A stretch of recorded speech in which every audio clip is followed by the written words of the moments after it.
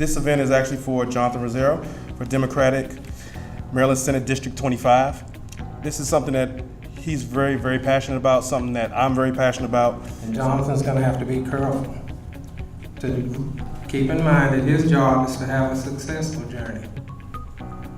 To deal with the bridges, tunnels, curves, traffic jams, breakdowns, who knows what's out there.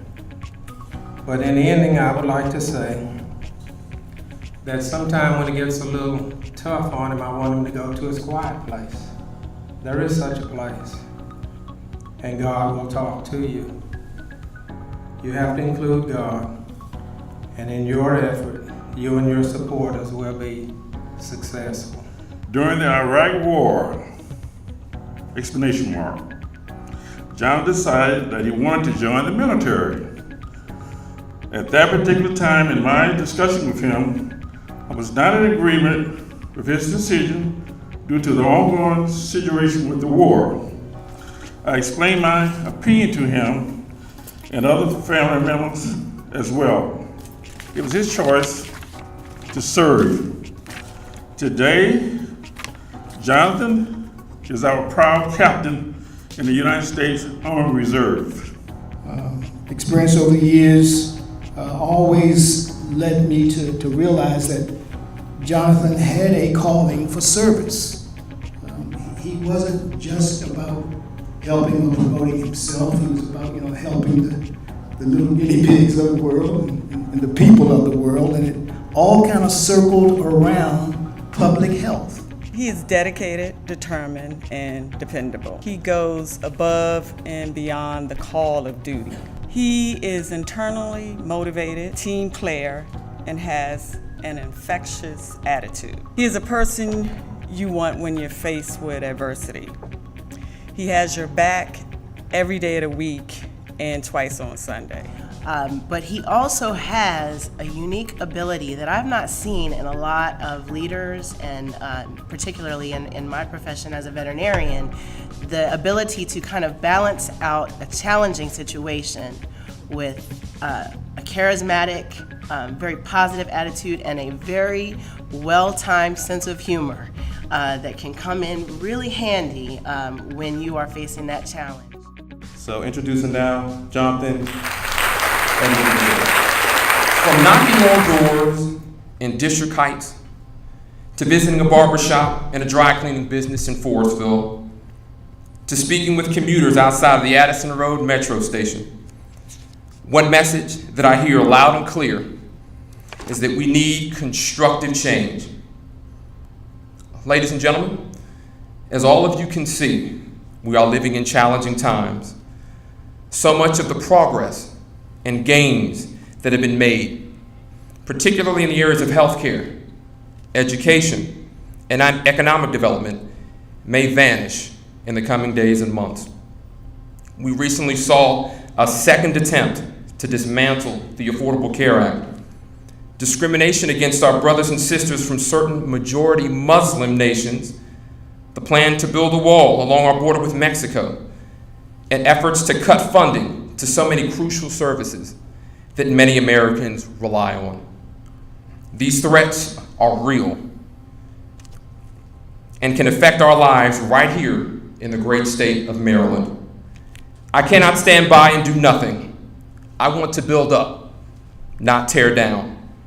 For these reasons, I stand before all of you today as a 2018 Democratic candidate for the Maryland Senate District 25.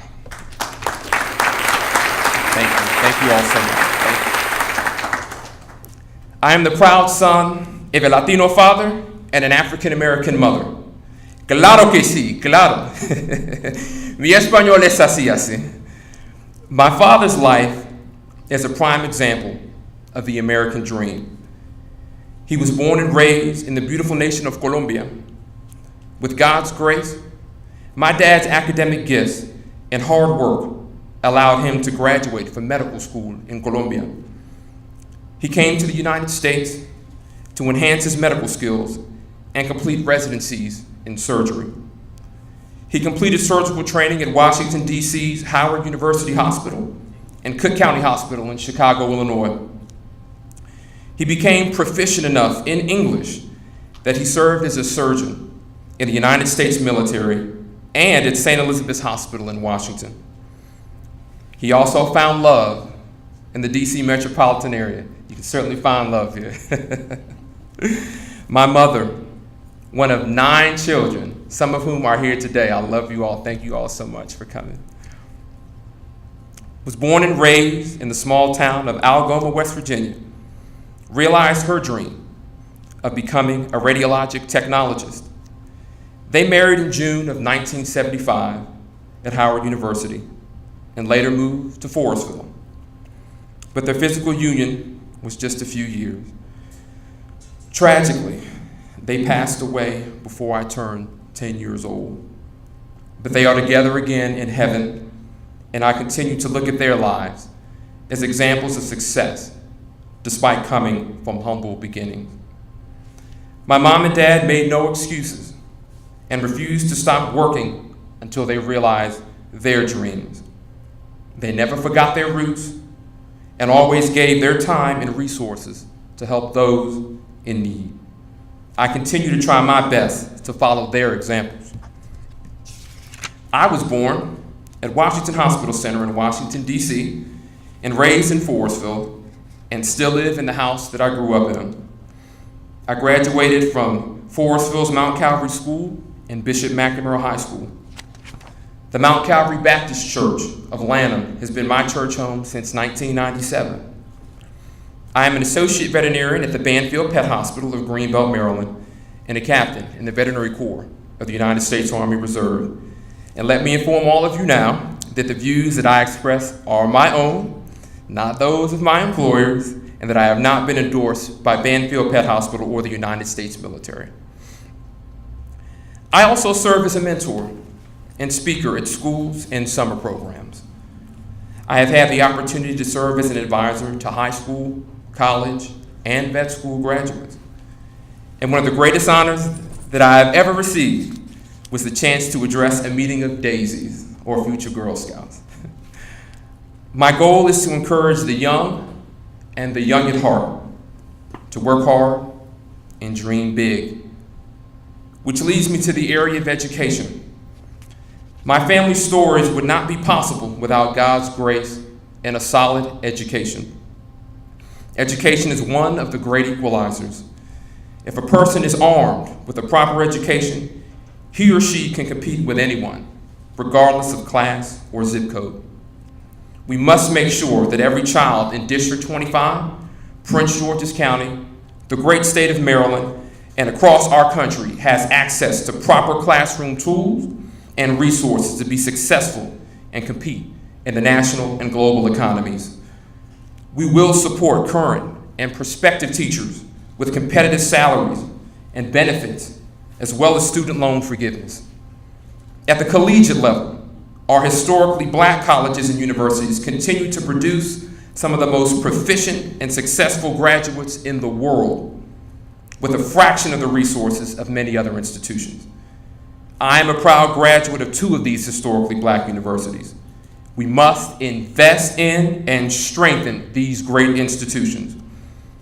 Bowie State University, Morgan State University, Coppin State University, the University of Maryland Eastern Shore, and all of Maryland's institutions of higher learning need infrastructure investment, grants, and more scholarships to help hardworking students graduate debt-free. On that we can all believe. Amen?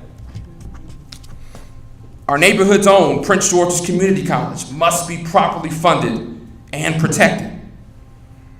We can help pay for these investments by eliminating wasteful, unnecessary spending and enormous unfair tax breaks to the wealthiest members of society. In terms of jobs and the economy, we must encourage more small and large business growth and revitalize areas in our community.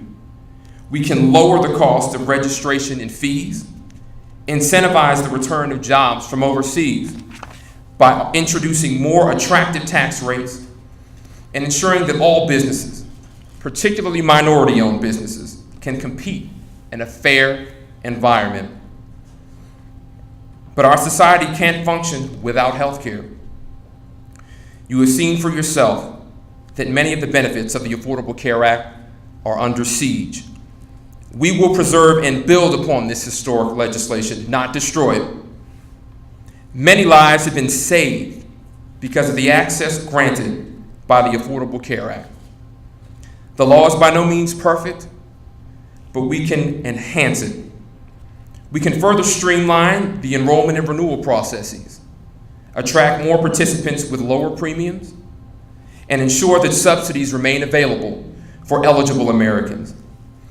And we must always look out for our most vulnerable, our seniors. No American, particularly our senior citizens, should ever have to decide between their food or their medication. No one should ever have to split pills to survive. Medicare must be properly funded and available to those Americans who have worked hard and paid into the system for decades. Immigration is another crucial issue that we must address. Almost all of us can agree that we need serious reforms to our immigration system. These reforms begin by enforcing the laws already on the books and providing immigration enforcement officials with the technology, tools, resources, and personnel to effectively enforce the law and patrol the border. We must implement an effective path for legalization.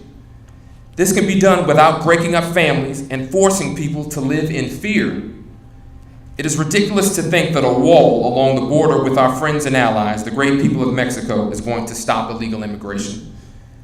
Some of the rhetoric that we hear about undocumented people is divisive and disgusting. This is not who we are as a people. We can and will bring about positive changes without marginalizing anyone. Veterans Affairs. Our veterans are some of the very best of us. We thank all service members, including active duty, National Guard, Reserve, and retired, for your service. I consider it one of the greatest blessings of my life to serve as an officer in the Veterinary Corps of the United States Army Reserve.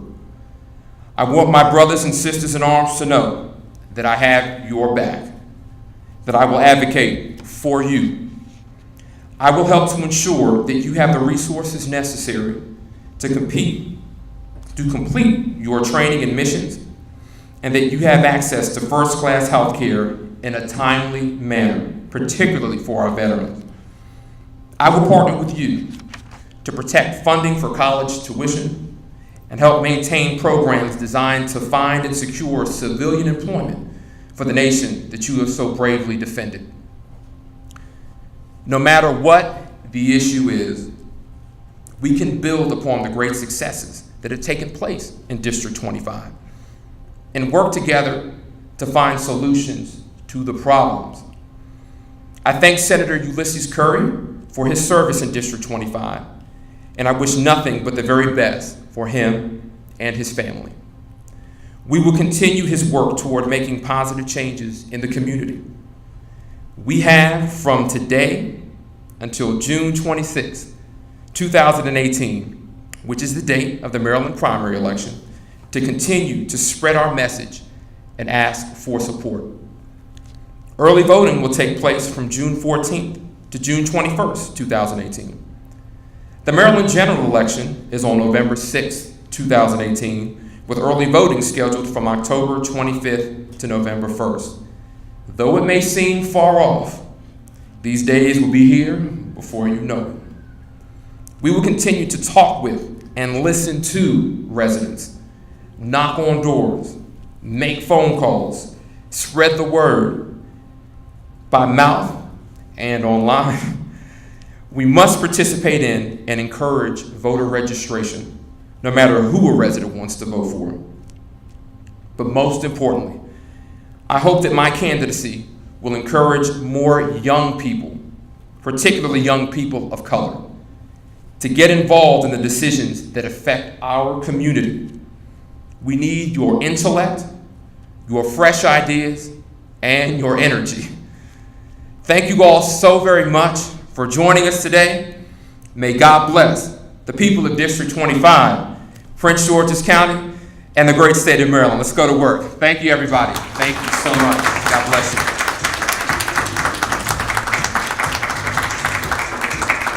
I would love to shake hands and take some photos with all of you who I love so much. I'm going to line up over here and we'll get started. Thank you all so much. Thank you. Good.